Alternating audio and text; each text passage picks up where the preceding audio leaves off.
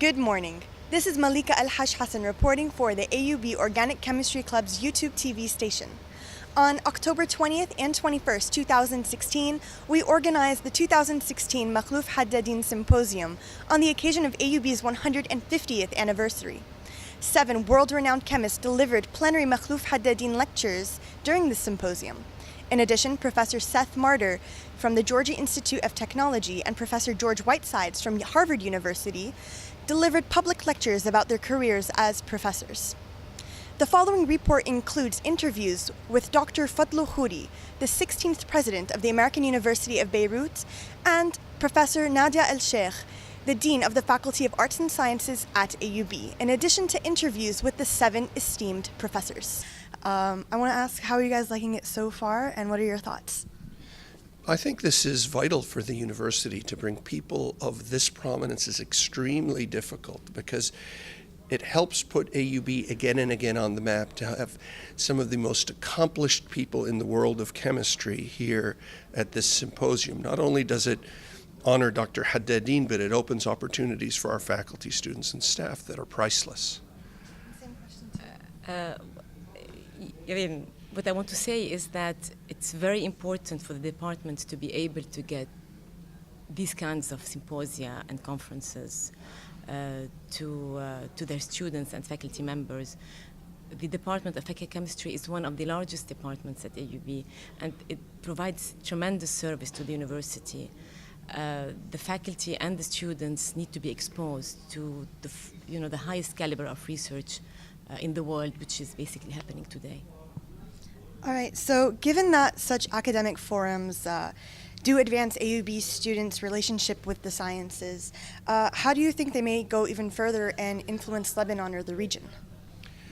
You know, it's clear that one should never waste a good crisis. And right now we have a crisis in the sciences in Lebanon and the Arab world in that things are becoming very, very technical. So we're training people to be really glorified technicians and really conferences on fundamental research basically turn the tables. You have people understanding that you can make a huge impact through basic discovery. This is a game changer, and we need more of this to feature AUB as a game changer, but also to provide opportunities in Lebanon and in the Arab world. This symposium should be a launchpad for very serious collaborations between AUB and the institutions from which these researchers are coming from.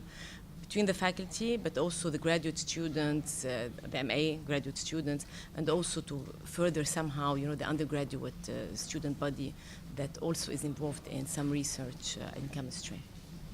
That's a key focus of Nadia El-Cheikh's agenda, which is to create opportunities not only for graduates and faculty, but for undergraduate research, something that this department does extremely well, don't you think? Absolutely. The Department of Chemistry, through the Organic Chemistry Club, is it called? But also using some of the funds which are available at the core lab of the Kamal Sha'ar Fund. They have made some funds available for undergraduate research, and we need to increase these funds as much as we can to further the kind of spirit, that transforms the undergraduate experience if they actually take on that path. All right, thank you so much for your time. Thank you so much for coming. Thank you. Thank you. One of the first questions I wanted to ask you is this your first time visiting Lebanon? Have you been to this country before? This is my first trip to Lebanon, and hopefully not my last. All right, so have you been to, what other regions have you been to give talks like these? Well, I've been to the Middle East before. I've been to Europe many times. I've been to South America once. I've been to Asia many, many times. And I've been to Australia at least a few times. So those are the places I've been outside of North America. So what have your favorites been so far?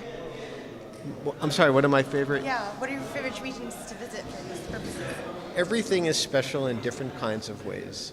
Okay, so what I find is almost everywhere I go, the people are delightful, and you just have to appreciate what's special about a place when you're there, And my memories are mostly of the people who I interact with and not exactly the places. And most of those memories are very, very pleasant because people in general are very generous with their time and take good care of us and make us feel very welcome, as is the case here. It's great to hear. So I wanted to ask you, how does it feel to have shared your personal story with students here today? I love it. I think that I don't think students often hear this kind of story, and I think that it is of value to them. I feel more and more comfortable telling students about my weaknesses because ultimately I realize that what I'm going to leave behind is enabling other people to get things done, and if this helps them do it, then that's a wonderful thing, and I feel good about it.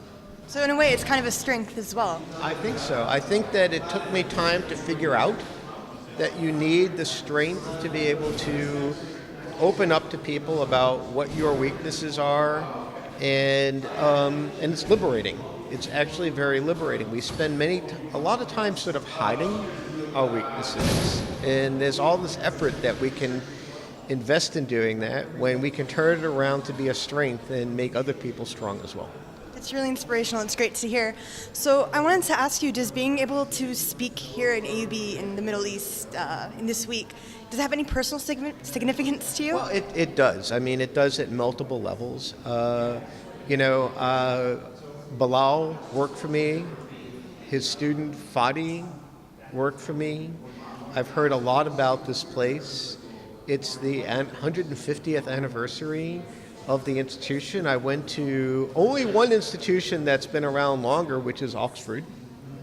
And so, the recognition that this place has a rich history and people who I've come to know, and then to be here and to see it on a special day and to be in the presence of colleagues like George Whitesides, who taught me organic chemistry when I was 18, is really, really delightful. It's great to hear. So I wanted to ask you, what made you choose the path of chemistry initially? That's an interesting thing. I mean, when I was a high school student, I just took a summer course in chemistry, and there was a book that we were given, and it was called Dickerson, Gray, and Haight, and it was on freshman chemistry. And I read that, and there was a part written by a guy named Harry Gray, who was at Caltech, and I found that it was just really interesting. And I got hooked, and then kept doing it. And the remarkable thing was that many years later, I worked in a place at Caltech called the Beckman Institute, where Harry was the founding director, and his office was directly above mine. We got to be, and we still are, very, very good friends. And it was he who got me inspired as a high school student to think, wow, this stuff is really neat. This is what I want to do. And I know him to this day. He is 80 years old and still incredibly active and still incredibly inspiring, both to the rest of the community and to me personally. And so that's how I got hooked. It's a great coincidence. So I wanted to ask, do you have any final words of advice to give to aspiring chemists? I think it's, follow your passion, okay? George said it, I said it, okay? Do what you find is interesting, and good things will happen, and be fearless. Go ahead and go for it. And go all in if you're going to do it. That's my advice. Well, it was great to hear you talk, and it was really inspiring. Okay. Thank you for joining us. Thank you. Thank you. Enjoy. Is this your first time visiting Lebanon? Have you been to this part of the world before? I've been to this part of the world, but not to Lebanon. Not so Lebanon. All right, how are you finding it so far? Do you like it? I've been here for about 24 hours, and I like it a lot. I mean, the weather is perfect. I assume that you have weather that's perfect all the time, and the people are pleasant, and you're smiling, and what more can I ask? Well, that's great. I hope you stick around longer and experience more. So what other regions have you been to give these types of talks? Pretty much any place that has human beings. Yeah. I mean, one of the things you do as a professor is you go places and you talk to people. That's your job. So most of the time I spend in Europe, in the United States, in Asia. Now, the Middle East is a little bit different because there are large parts where the university system is not in terrific shape. And then Africa has some good universities, but not many. So, I happen to be strong on research, so I tend to go where the strengths in research is. Let's hope there's more in the Middle East in 20 years. All right. So AUB is one of the most significant universities in this region. Does being able to speak here today have any personal significance to you? Oh, yes, because this is one of the most important regions in the world right now because, among other things, it is a source of great turmoil. And if we don't help, if the world doesn't help the Middle East in whatever way it can, we're going to live with unending turmoil. And Lebanon has been so far made continue a source of stability, and AUB is a great university in Lebanon. So in a sense, a lot of what's going on revolves around your future. It's an interesting way to look at it. So how do you feel about sharing your personal story with us today? Maybe I just made it all up. How do you know I'm sharing anything? I mean, I don't know that personal stories are very interesting to anyone, but I do think that occasionally it's good to have someone tell you, don't worry, don't be too cautious, don't fret about plus and minus, just treat people decently, do stuff that's new, and have a good time, and it'll work out. Try to serve society and serve the people you're working with, and it's pretty much guaranteed. Well, hearing stories like yours is really reassuring to many aspiring undergraduate students right now, so thank you for sharing it with us. So I wanted to ask again, why have you initially chosen the path of chemistry? Why has it attracted you so much? Because chemistry is all about reality. I mean, physics is about stars. They're nice, but I'm never going to meet one personally. And I like biology, but biology is not, for someone who's a real scientist, it's just a very difficult field. But you, and this, and this, and I'd pull my hair up, but I don't have any hair. I mean, everything that you touch, see, taste, feel, or whatever, it's all chemistry. It's molecules and matter. And the wonderful thing about chemistry is that it teaches you everything about what's there. And it's endlessly full of surprises. That's great. So, a professor such as yourself has obviously had tremendous success in his field. So what last piece of advice would you leave for aspiring chemists? What I think I would say for aspiring chemists is the past of chemistry is not its future. So what chemistry has been in the past is molecules and reactions and things of that sort. And I argue that what chemistry will be in the future is what you can do with molecules. I mean, it's reducing the cost of healthcare. It's managing megacities. It's providing things for the poor to narrow the gap between rich and poor. It's conceptual problems like the origin of life and how the brain thinks. But, what's been done in the past, learning how to make molecules and thinking about single molecule spectroscopy, has been glowingly successful, but it's done. Now it's time to do new stuff. And it's a very exciting time, the most exciting time that I've been in chemistry. But you have to have the courage to go do stuff that chemists will not tell you is chemistry. You have to make it up on your own. That alludes very nicely to what you said in the public lecture, right just now. So thank you so much for sharing with us today. And Pleasure to talk to you, Malika. Thank you so much, Yes. sir. It's been an honor. Thank you. Pleasure. Thank you. Hello. So I wanted to ask you, what made you interested in attending this event today? Well, what made me interested is that these are very important speakers that come from these American universities that we always hear about. So I wanted to see what they had to say about how to make it and how to make it big. And so I came to attend, and I was not disappointed. So I wanted to ask you, what was a key lesson that you learned from these talks that you could start applying to your learning now and in the future? Well, one of the lessons that I actually already knew, but I needed to be reminded of, is that when you want to try something and you're thinking of not doing it for a certain reason, it's better to just go ahead and try, even if you're not sure of the consequences, because effectively, if you try multiple things, especially new things, which are not always comfortable, you can get new opportunities, and this could get you further in life than if you just stay in your comfort zone. Thank you so much for sharing. Hello, Professor Myers. Thank you so much for joining us today. How are you liking the event so far? Oh, I'm enjoying it very much. It's a beautiful campus and a nice place to be, and it's interesting to hear about different areas of science. So is this your first time in Lebanon, or have you visited before? No, this is my first time here. Yeah, I arrived just yesterday, and great first impressions. That's great. So what regions have you visited before to give talks such as the ones you're going to give today? In this region of the world, very few. I've been to Egypt on one occasion, in Alexandria and Cairo, and I've been to Saudi Arabia twice, once at Kaust near Jeddah and also in Riyadh. Yeah, but otherwise in the Middle East I have not traveled much, but I have traveled a lot in Europe and North and South America. That's really cool. So being situated in the Middle East, AUB is quite impactful in the region. So does being able to speak here have any personal significance to you? Personal significance? I mean, it's a great opportunity, and I like talking to young people and hearing about different types of science.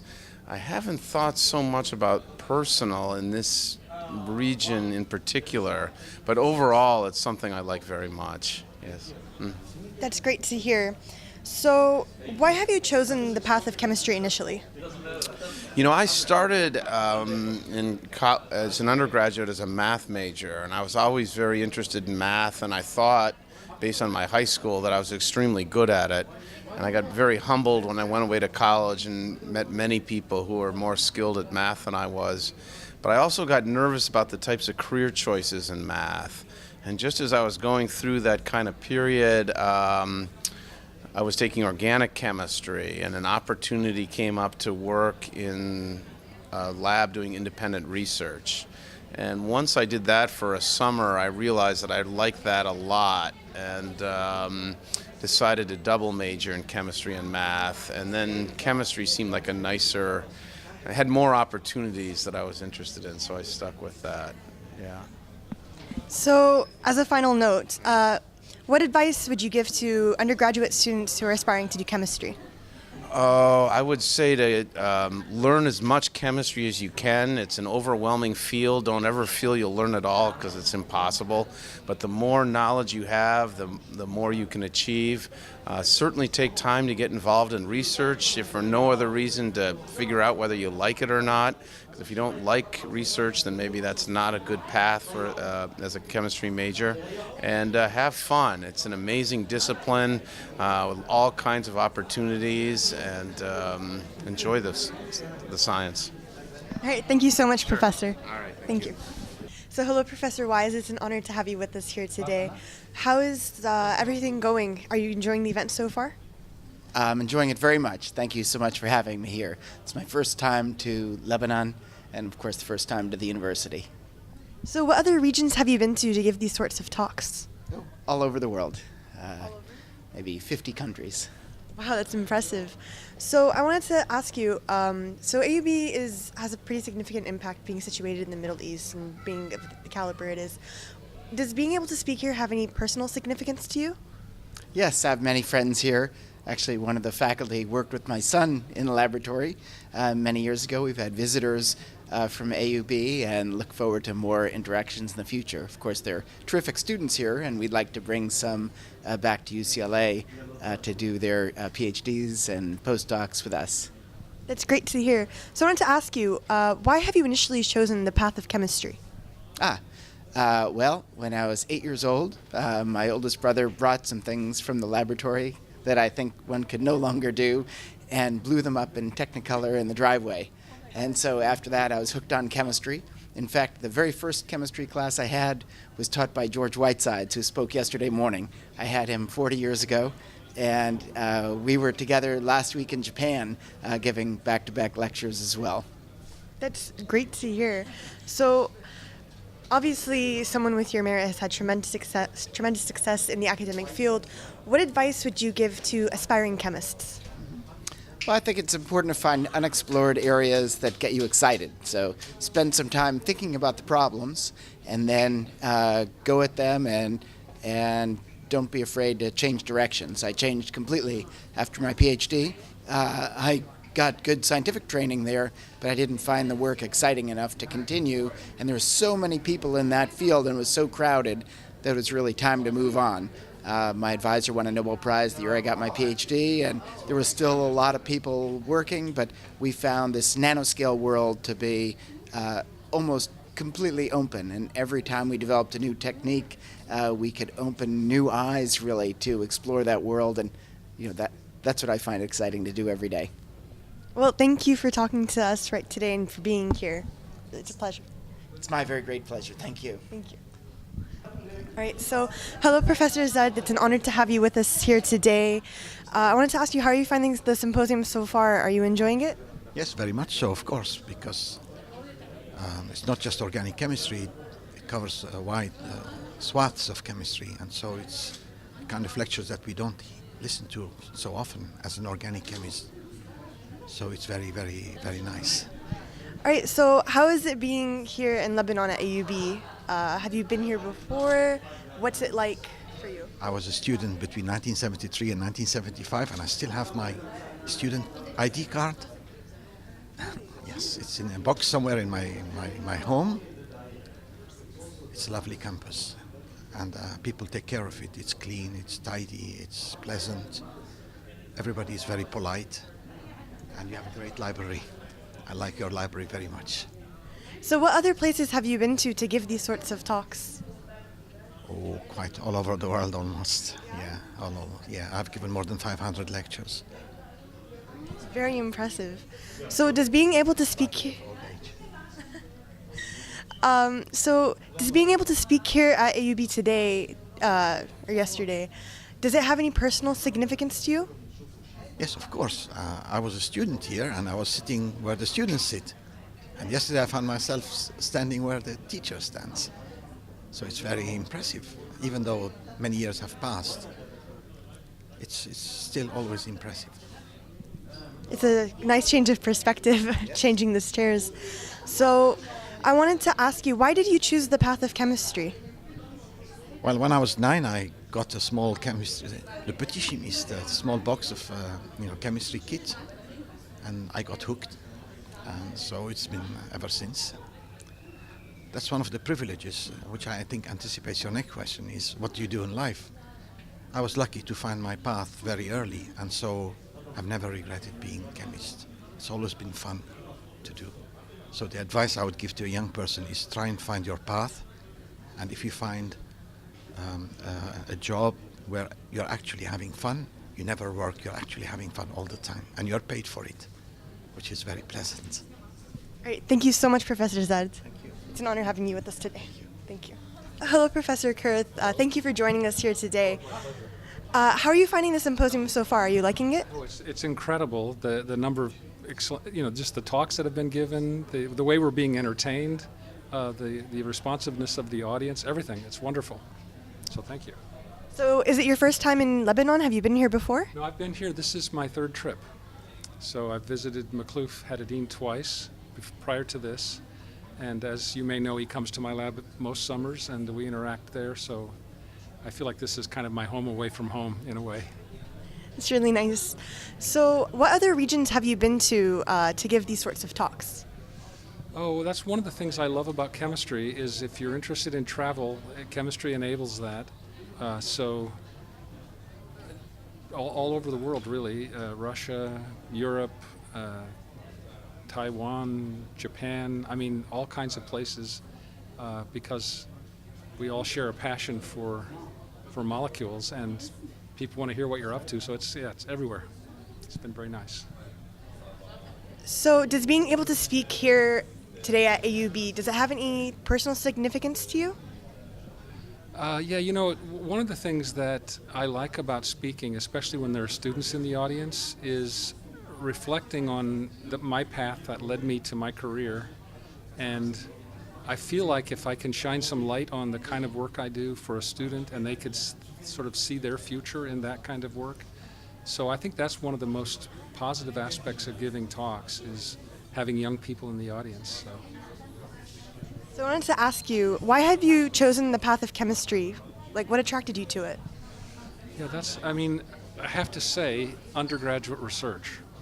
I did undergrad research with Professor James McMillan at the University of Northern Iowa, and he was an organic chemist, and I fell in love with it. And I have this bad habit of, once I find something, I just follow it. Straight path and away I go. And organic chemistry, synthetic organic chemistry, keeps opening new doors, and new things come that I'm interested in and can apply my talents to. And so in some ways I feel like I'm a little narrow-minded. I found something I liked and I just ran with it, and I didn't spend a lot of time looking for other options, but that approach works really well when the tool chest is synthetic organic chemistry. When it works, it works. It works. So I wanted to ask you, my last question is, what advice would you give to aspiring chemists? Do undergraduate research. Maybe be a little more thoughtful when you start graduate school about looking at other paths that you can take. I was terrible at that. I really just went there knowing I wanted to do synthetic organic chemistry. But that's what I would say, is get involved in a lab. It opens doors. You'll start to rub elbows with people who are passionate about chemistry, and it's infectious, and pretty soon you're all charged up and ready to go. So I would say, if it's somebody at the undergraduate level, the single most important thing you can do is undergraduate research. Great. Thank you so much, Professor. Thank you for this talk. Very kind. Appreciate it. Hello, Professor De Cola. Thank you for being here with us today. It's an honor to have you here. How are you enjoying the event so far? Oh, it's a beautiful event. I'm very honored and very privileged to be here. And I found the place fantastic, the entire campus, but of course also the conference very interesting. So is this your first time in visiting Lebanon? Yeah, it's my first time. I'm very excited. Yesterday we had a beautiful visit to the Giotto Grotto, and today I will visit Beirut a little bit, and tomorrow the Roman ruins. So I'm very, very excited. I am Italian, so for me to see all things in archaeology is fantastic. That's really nice. So I wanted to ask you, does being able to speak here in this region, in EUB, does it have any personal significance to you? Sure, it is very important. I think that we should come more often to the East countries. I was several times indeed in this part of the world, even though I was never in Lebanon, like I mentioned.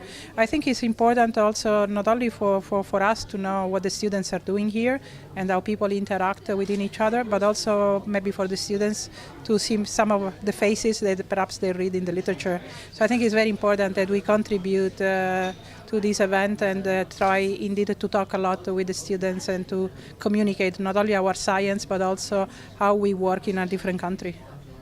You're right, that's very important.